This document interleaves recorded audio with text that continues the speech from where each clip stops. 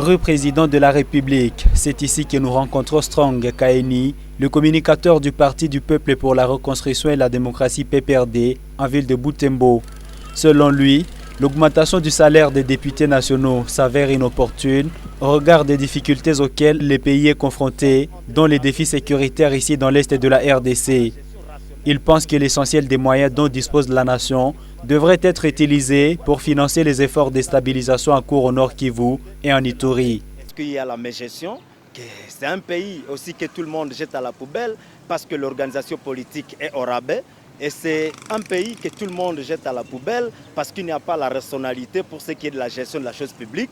Et voilà qu'aujourd'hui, alors que la population ou le peuple au niveau de l'Est est en train de pleurer parce qu'il y a la question de l'insécurité et que le budget alloué même dans les départements de l'armée ou dans la défense, c'est un budget qui saigne et qui est maintenant une institution qui voudrait bien amasser tout le trésor et tout le montant afin de pouvoir remplir seulement les désirs un peu privés et laisser à ciel ouvert la défense du pays parce que l'armée aujourd'hui, s'il faut revenir à cette question-là, l'armée vraiment est en train de pleurer parce qu'il n'y a pas. La logistique est vraiment atrophiée par rapport à l'usage abusif de la caisse nationale ou du budget national. Et voilà qu'aujourd'hui, on s'amuse encore dans ces ridicules.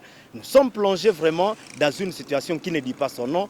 Pour Héritier Kasereka, président de l'Union pour la démocratie et le progrès social, UDPS, cette question du salaire des députés est une matière de l'Assemblée nationale où siègent également des députés nationaux, membres du parti de Martin Fayoulou.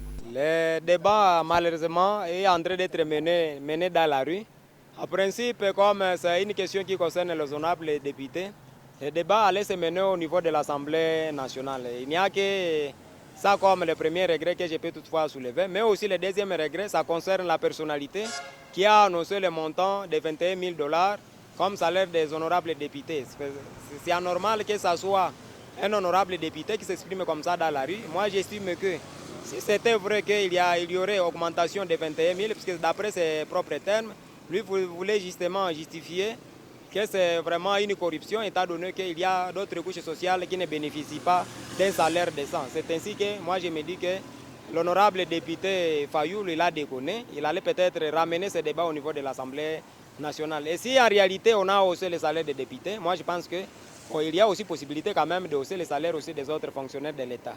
L'opposant Martin Fayoulou a révélé mardi 30 août que les députés nationaux perçoivent depuis le mois de janvier 2022 un salaire mensuel de 21 000 $ américains en violation flagrante de la loi budgétaire. Le collectif des députés nationaux de 26 provinces a qualifié ce même mardi la déclaration de Martin Fayoulou de la calomnie et diffamation contre les élites du peuple.